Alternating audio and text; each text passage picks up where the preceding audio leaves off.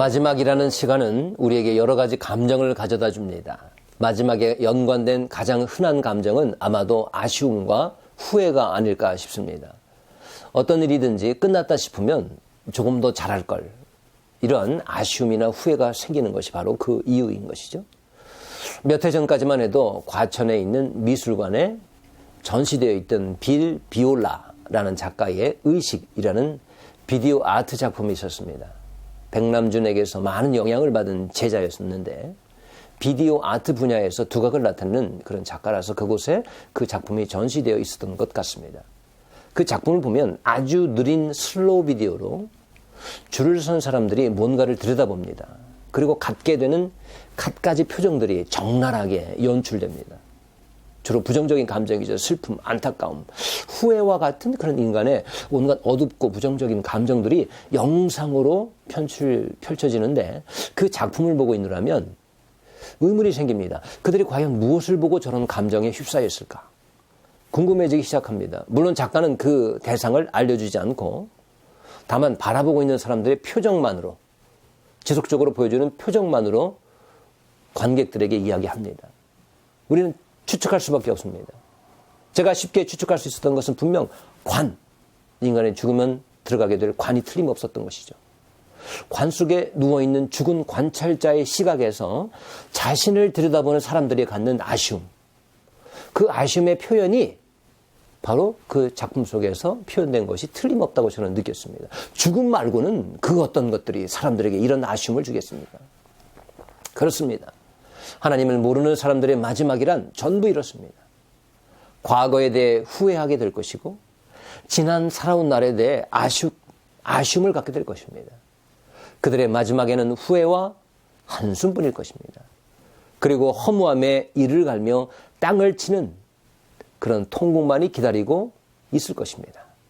허무한 것들을 쫓아왔으니 당연한 것 아니겠습니까? 한 해의 마지막, 또 어떤 일의 마지막에서 우리는 지난 한 해도 그렇지만 장차 다가올 우리 인생의 마지막에 대해서도 한번 심각하게 생각해 볼 필요가 있습니다. 그때 어떤 감정이 우리를 지배하게 될까요? 그 감정이 후회와 불안이 아니기를 바랍니다. 사무엘상 17장에는 과연 마지막에 우리 믿는 자들이 어떤 감정을 갖게 될 것인지에 관해서 보여주고 있습니다. 이스라엘이 위기에 빠졌습니다.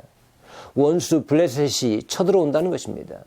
그런데 이스라엘의 지도자인 사무엘은 전쟁 준비할 생각은 안 하고 온 이스라엘 백성들을 미스바로 모이라고 명령합니다. 거기서 온 백성이 금식하며 하나님께 기도하죠. 그리고 여호와께 범죄하였다면서 용서를 구하는 회개의 기도를 올립니다. 이 땅에 그 어떤 것도 하나님보다 높은 자리에 둘 때 그것은 다 우상인 것입니다. 이스라엘이 이것을 청산했다는 것입니다. 그렇게 온전한 기도를 올리고 나자 하나님은 큰 우레를 발하여 블레셋 사람들을 어지럽게 하고 그리고 이스라엘 앞에서 대패하게 만드십니다. 그 다음에 승리한 이스라엘은 큰 돌을 하나 취해서 에베네셀이라고 부르죠.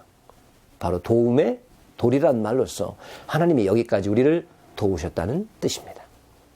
하나님이 여기까지 우리를 도우셨다. 이 감사의 마음이 바로 우리 그리스도인들이 마지막에 갖는 감정이 될 것입니다. 지금까지 지내온 건 모두가 하나님의 은혜였다는 깨달음에서 나오는 감사의 감정인 것입니다. 우리도 마지막 날이 있을 것입니다. 그리고 그 마지막 날에 지난 날들을 돌아볼 것입니다. 그리고 이스라엘이 에베네셀의 돌을 세운 것처럼 우리도 역시 오직 하나님의 도우심으로 여기까지 왔음을 고백하게 될 날이 반드시 오게 될 것입니다. 예수님께서 못 박히시던 날은 대낮인데도 밤처럼 어두웠습니다. 그러나 그분은 다시 살아나셔서 우리에게 주일에 찬란한 해를 비춰주셨습니다. 어두운 밤은 영원하지 않습니다.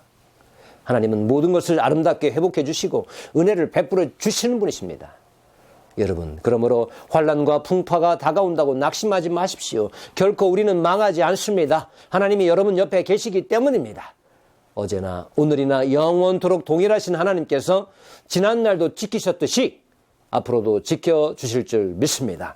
그 믿음으로 2020년 한 해를 힘차게 나아가시는 여러분의 삶이 되시기를 주님의 이름으로 축복합니다. 감사합니다.